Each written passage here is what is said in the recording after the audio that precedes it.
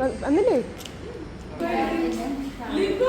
ആരെയാണ് കുരുക്കെടുക്കാൻ പറ്റണില്ല.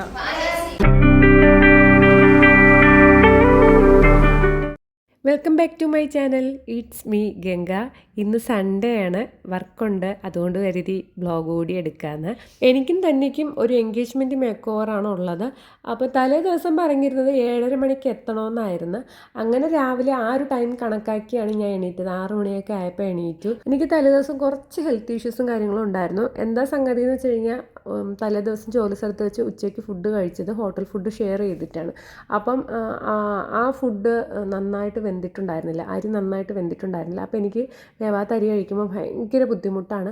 അങ്ങനെ വയറ് ഭയങ്കര പെരുക്കവും ശ്വാസം തന്നെ നന്നായിട്ട് വിടാൻ പാടായിരുന്നു. എനിക്ക് വേവാത്ത അരി എപ്പോൾ കഴിച്ചാലും നല്ല 8ന്റെ പണിയാണ് കിട്ടുന്നത്. അതുപോലെ എനിക്ക് കിട്ടിയിട്ടുണ്ടായിരുന്നു. അങ്ങനെ ഞാൻ വിചാരിച്ച് രാവിലെ എണീറ്റ് പോലെ കുഴപ്പമൊന്നും കണ്ടില്ല. അപ്പോൾ ഞാൻ കരുതി എങ്കിൽ പിന്നെ കാപ്പിയൊക്കെ ഉണ്ടാക്കി കുടിച്ചിട്ട് 7:30 മണിയാകുമ്പോൾ ഇറങ്ങാമെന്ന്. അങ്ങനെ കാപ്പി ഉണ്ടാക്കാൻ വേണ്ടിയിട്ട് കയറി. തലേദിവസം മാവ് ഇരിപ്പുണ്ടായിരുന്നു, അപ്പത്തിൻ്റെ മാവ് ഇരിപ്പുണ്ടായിരുന്നു. അപ്പോൾ അതും ഉണ്ടാക്കി ചമ്മന്തി അരയ്ക്കാമെന്ന് വിചാരിച്ചു. അങ്ങനെ നോക്കി ഇരുന്നപ്പോഴാണ് ധന്യ വിളിച്ചിട്ടുണ്ടായിരുന്നു വർക്കിന് പോകാൻ വേണ്ടിയിട്ട് ഇപ്പോഴേ ഇറങ്ങിക്കോളാൻ. പിന്നെ ഒന്നും ചെയ്യാൻ സമയം കിട്ടില്ല.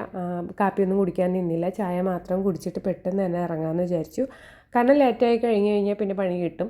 അപ്പോൾ 7:30 മണി എന്നുള്ള സമയം വിചാരിച്ചുകൊണ്ടാണ് ഞാൻ പിന്നെ കാപ്പി ഉണ്ടാക്കാമെന്ന് വിചാരിച്ചത്. പിന്നെ പെട്ടെന്ന് ഇറങ്ങി, കാപ്പിയൊന്നും കുടിക്കാൻ നിന്നില്ല, മേക്കപ്പ് പോലും ചെയ്യാൻ നിന്നില്ല. എക്സ്ട്രാ ഒരു പൊട്ടും ഈ പറയുമ്പോൾ ലിപ്സ്റ്റിക്ക് മാത്രം ഇട്ടിട്ട് ഇറങ്ങിയായിരുന്നു കേട്ടോ.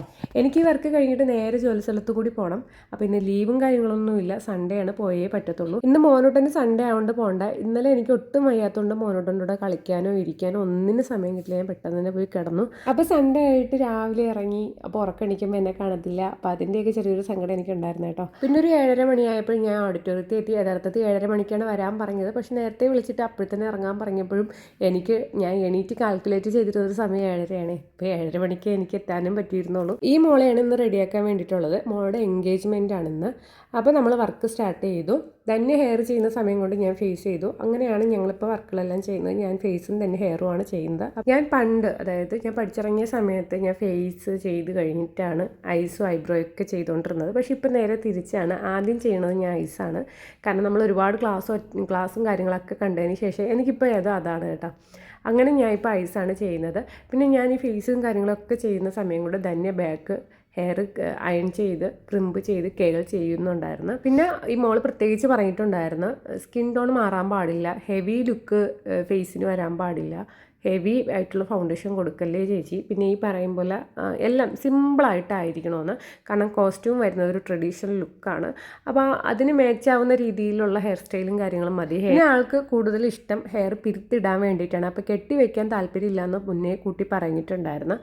അപ്പം ആ ഒരു കോസ്റ്റ്യൂമിനും ആളുടെ ഫേസിനും ചേരുന്ന രീതിയിലുള്ള ഹെയർ സ്റ്റൈൽ കൊടുത്ത് നമ്മൾ ഹെയർ അഴിച്ചിടാൻ വേണ്ടിയിട്ടാണ് പ്ലാൻ ചെയ്തത്. പിന്നെ ഹെയർ ഈ പറയും പോലെ നമ്മൾ ബാക്കിൽ കേൾസ് കൊടുക്കുന്നുണ്ട്, എക്സ്റ്റൻഷൻ കൊടുക്കുന്നുണ്ട്. അപ്പോൾ കുറച്ചുകൂടി ഭംഗിയായിരിക്കും.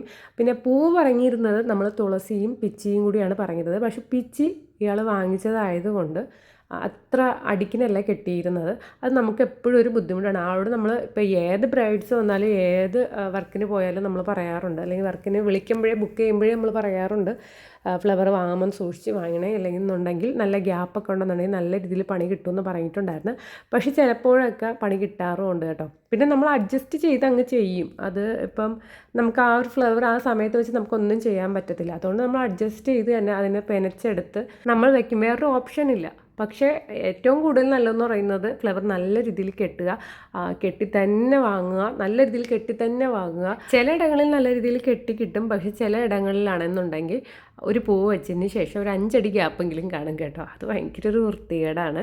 പിന്നെ അവിടെ ഞാൻ മേക്കപ്പിന് ചെയ്ത സമയത്ത് ഒരാളെൻ്റെ അടുത്ത് ചോദിച്ചു, ചേച്ചി എവിടെയും കണ്ടിട്ടുണ്ടല്ലോ എന്ന്. അപ്പം ഞാൻ പറയും ഇവിടെ അടുത്തെവിടെയെങ്കിലും വെച്ചായിരിക്കും. ഞാൻ പറയും അല്ല യൂട്യൂബ് ആണോ എന്ന് ചോദിച്ചിട്ടുണ്ട്. ഇപ്പോൾ കുറേ പേരൊക്കെ കണ്ടുപിടിച്ച് തുടങ്ങിയിട്ടുണ്ട് കേട്ടോ. പിന്നെ സന്തോഷം, ഇങ്ങനെയൊക്കെ അറിയാൻ പറ്റുന്നതിൽ തന്നെ വളരെ സന്തോഷം. പിന്നെ നമ്മളിതാ ഫേസ് മേക്കപ്പൊക്കെ ഏറ്റവും ഫൈനലായിട്ടുള്ള ടച്ചിങ്സിലൊക്കെ എത്തിയിട്ടുണ്ട്. സത്യം പറയാൻ നമ്മൾ വർക്ക് ചെയ്യുന്ന സമയത്ത് പേടിച്ചാണ് നിൽക്കുന്നത്. കാരണം എപ്പോഴെങ്കിലും പോയാൽ പണി കിട്ടും. അതിപ്പോൾ ഓഡിറ്റോറിയത്തിലായാലും നമ്മൾ വീടുകളിൽ പോയി ചെയ്യുമ്പോഴാണെങ്കിലും ശരി, നമുക്ക് ഇച്ചിരി ടെൻഷൻ കൂടാറുണ്ട് കേട്ടോ. ഇൻവെർട്ടർ ഉണ്ടാ എന്ന് ആദ്യമേ തിരക്ക്. ഇൻവെർട്ടർ ഉണ്ടെന്നുണ്ടെങ്കിൽ നമുക്ക് സന്തോഷമാവും. ചില ഓഡിറ്റോറിയത്തിലൊക്കെ ഇൻവെർട്ടറൊക്കെ കാണും, ചില ഇടങ്ങളിൽ ഇൻവെർട്ടർ കംപ്ലൈൻ്റ് ആയിരിക്കും. അങ്ങനെ നല്ല രീതിയിലുള്ള ടാസ്ക്കൊക്കെ നമ്മൾ നേരിട്ടിട്ടുണ്ട്. അവിടെ കോസ്റ്റ്യൂം ഒരുപാട് ട്രെൻഡായിട്ട് ഒരുപാട് പേർക്കൊക്കെ ഇടയ്ക്ക് വെച്ച് ട്രെൻഡിങ് ആയിട്ടുള്ള കോസ്റ്റ്യൂമായിരുന്നു. ബ്ലൗസും ഈ പറയുമ്പോൾ പ്ലീറ്റഡ് ആയിട്ടുള്ളൊരു സ്കർട്ട്, അതിൻ്റെ കൂടെ ഒരു ഷോള്, അതിൻ്റെ കൂടെ ബെൽറ്റ് ഇല്ല. ബെൽറ്റ് സാധാരണ ഒരുപാട് കോമൺ ആയിട്ട് വരാറുണ്ടായിരുന്നു. പക്ഷെ ഇപ്പോൾ ഇതിൻ്റെ കൂടെ ബെൽറ്റ് ഇല്ല, അല്ലാതെ തന്നെ ഒരു സിമ്പിൾ ലുക്കായിട്ടാണ് കൊടുത്തേക്കുന്നത് കേട്ടോ. പിന്നെ എനിക്ക് പറയാൻ ഉള്ളൊരു കാര്യം എന്ന് പറയുന്നത്, ഈ ബ്രൈഡിൻ്റെ കൂടെ വന്നിട്ടുള്ള എല്ലാവരുടെയും കോസ്റ്റ്യൂംസ് സൂപ്പറായിരുന്നു. എനിക്ക് ഭയങ്കരമായിട്ട് അങ്ങ് ഇഷ്ടപ്പെട്ടു. കാരണം അതൊരു പല്ലാസ കണക്ക്, പിന്നെ ഓവർകോട്ടൊക്കെ വന്നിട്ടുള്ള കുറച്ച് കസിൻസ് അങ്ങനത്തെ ഡ്രസ് കോഡൊക്കെ ആയിരുന്നു. പക്ഷെ നല്ല രസമുണ്ടായിരുന്നു. അങ്ങനെ ഞാൻ അവരുടെ അടുത്ത് നേരിട്ട് പറഞ്ഞു, നിങ്ങളുടെയൊക്കെ ഡ്രസ്സെല്ലാം സൂപ്പറായിട്ടുണ്ടെന്ന്. കാരണം ഒരു വെറൈറ്റി ഉണ്ടായിരുന്നു, എന്നും കാണും കണക്കായിരുന്നില്ല കേട്ടോ. പിന്നെ മേക്കപ്പൊക്കെ കഴിഞ്ഞ് കഴിഞ്ഞപ്പോൾ പിന്നെ കരിമ്പങ്കാട്ടിൽ ആനയേറിയ കണക്കായിരുന്നു. പിന്നെ നമ്മൾ അതെല്ലാം പറക്കി ഒതുക്കി വെച്ചുകൊണ്ടിരിക്കുകയാണ് കേട്ടോ. അപ്പോൾ എനിക്ക് നേരെ ഇനി ജോലി സ്ഥലത്ത് വേണം പോകാൻ വേണ്ടിയിട്ടുള്ള, അവൾക്ക് പാർലറിൽ പോകണം. അപ്പം സാധനങ്ങളെല്ലാം പറക്കി വെക്കുകയാണ്. ചില സമയങ്ങളിൽ നമുക്ക് സാധനങ്ങളൊക്കെ വാരിപ്പറക്കി ഇടേണ്ടി വരും, കാരണം സമയമില്ല എന്നുണ്ടെങ്കിൽ. ഇന്നിപ്പോൾ സമയമുള്ളതുകൊണ്ട് എല്ലാം പറക്കി ഒതുക്കി എടുത്ത്. പിന്നെ ഒന്നാമത്തെ കാര്യം, ഇങ്ങനെ നമ്മൾ വെപ്രാളം കാണിക്കുമ്പോൾ സത്യം പറഞ്ഞു കഴിഞ്ഞാൽ നമ്മുടെ ഒരുപാട് സാധനങ്ങൾ മിസ് ചെയ്ത് പോകാറുണ്ട് കേട്ടോ. അപ്പം ഇപ്പം എല്ലാം നോക്കിയാണ് എടുക്കുന്നത്. കാരണം എന്തെങ്കിലും മിസ്സായി കഴിഞ്ഞാൽ പിന്നെ അത് വാങ്ങിക്കുക എന്ന് പറയുന്നത് ഭയങ്കര ബുദ്ധിമുട്ടുള്ളൊരു കാര്യമാണ്. ഞാനിപ്പോൾ സംസാരിച്ചുകൊണ്ടിരുന്നത് ഹെൽമെറ്റിനെ പറ്റിയാണ്. ഹെൽമെറ്റ് ചേഞ്ച് ചെയ്യാനുള്ള സമയം കഴിഞ്ഞിരിക്കുന്നു. കാരണം എനിക്ക് ഫേസിന് നല്ല രീതിയിൽ അലർജി വന്നു തുടങ്ങി. അപ്പം എനിക്ക് ഹെൽമെറ്റ് മാറ്റണം. അപ്പം ഞാൻ അതാണ് ധന്യയോട് പറഞ്ഞുകൊണ്ടിരുന്നത്. അപ്പോൾ തന്നെ ഇങ്ങനെ ഓപ്ഷൻ പറയുന്നുണ്ടായിരുന്നു, എടി ഇന്നടത്ത് കൊള്ളാമെന്ന് പറയുന്നുണ്ടായിരുന്നു. പിന്നെ ഞാൻ നേരെ ആ പാർലറിലോട്ട് വന്നു. രാവിലെ കാപ്പിയൊന്നും പിന്നെ കുടിക്കാൻ നിന്നില്ല, വീട്ടിൽ പോകാൻ സമയം കിട്ടിയിരുന്നില്ല. പിന്നെ പാർലറിലോട്ട് വന്നപ്പോഴത്തേക്കും ഇവിടെ ഇങ്ങനെ വർക്ക് നടക്കുന്നുണ്ടായിരുന്നു. പിന്നെ ഞാൻ ഇതൊരു 11-12 മണി ആയപ്പോൾ എടുത്ത വീഡിയോ ആണ് കേട്ടോ. ഞാൻ ഒരു 10-10:15 ആയപ്പോൾ എത്തിയിട്ടുണ്ടായിരുന്നു. ഞാനിങ്ങനെ വീഡിയോ എടുത്തപ്പോഴത്തേക്കും സ്റ്റാഫ് വന്ന് ഇങ്ങനെ ചോദിച്ച് ഓണറിന് കംപ്ലയിൻറ്റ് അയച്ചു കൊടുക്കാൻ വേണ്ടിയിട്ട് എങ്ങാനും തന്നെയെന്ന്. അപ്പോൾ ഞാൻ പറഞ്ഞു, അല്ലടാ, ഇത് വ്ളോഗിന് വേണ്ടിയിട്ട് എടുത്തതാണ്, അല്ലാതെ വേറെ ഒന്നല്ല എന്ന് പറഞ്ഞിട്ടുണ്ടായിരുന്നു കേട്ടോ. അങ്ങനെ വൈകുന്നേരം ഒരു 6 മണി ആയപ്പോൾ ഞാൻ ജോലിയും കഴിഞ്ഞ് ഇറങ്ങി. അപ്പോൾ നേരെ അങ്ങ് കുടുംബ വീട്ടിലോട്ടാണ് പോണത്. അമ്മയും കുഞ്ഞും ഒക്കെ അവിടെയാണ്. അപ്പോൾ അമ്മു വന്നിട്ടുണ്ടായിരുന്നു, അമ്മുവും കുഞ്ഞും വന്നിട്ടുണ്ടായിരുന്നു. അപ്പോൾ കുഞ്ഞിനെ കാണാൻ വേണ്ടിയിട്ട് ഞാൻ നേരെ ഇങ്ങോട്ടാണ് ഓടി വന്നത്. പിന്നെ ദിയാൻകുട്ടന് ചെറിയ വ്യത്യാസങ്ങളൊക്കെ വന്നിട്ടുണ്ട്. ആൾ നല്ല ആക്റ്റീവായി ചിരിക്കുന്നുണ്ടായിരുന്നു. പിന്നെ ഓരോരോ എക്സ്പ്രഷൻസ്. അപ്പോൾ ഇതൊക്കെ കണ്ടപ്പോഴത്തേക്കും മോനൂട്ടനെയാണ് കേട്ടോ ഓർമ്മ വന്നത്. അപ്പോൾ ഞാനും മസൂട്ടനെ പ്രസവിച്ച് ഈ ബെഡിലാണ് കിടന്നിരുന്നത്. അതുകൊണ്ട് പെട്ടെന്ന് എനിക്ക് ആ കാര്യങ്ങളൊക്കെയാണ് ഓർമ്മ വന്നത് കേട്ടോ. അങ്ങനെ മോനൂട്ടൻ ഇവിടെ ഉണ്ടായിരുന്നു, മോനൂട്ടനും അമ്മയൊക്കെ ഇവിടെ ഉണ്ടായിരുന്നു. മോനൂട്ടന് ഞാൻ ദിയാനെ എടുക്കുമ്പോഴത്തേക്കും ഭയങ്കര പിണക്കവും കാര്യങ്ങളൊക്കെയാണ് ചില സമയങ്ങളിൽ കുഴപ്പമൊന്നുമില്ല. കുഞ്ഞിനെ കുളിപ്പിച്ചിട്ട് അമ്മ കരി എഴുതാൻ വേണ്ടിയിട്ട് കൊണ്ടുവന്നതാണ്. അപ്പോൾ അമ്മയെ തന്നെ ഇങ്ങനെ നോക്കുന്നുണ്ടായിരുന്നു കേട്ടോ. അമ്മയുടെ തലയിലെ ബോയാണ് നോക്കുന്നത്. അമ്മ മനഃപൂർവ്വം ബോയ് എടുത്തുകൊണ്ട് വന്നതാണ്, അതിലോട്ട് അവൻ നോക്കാനും കരി എഴുതി കൊടുക്കാനും വേണ്ടിയിട്ട്. അങ്ങനെ അതിലോട്ടൊക്കെ തന്നെ നോക്കുന്നുണ്ടായിരുന്നു.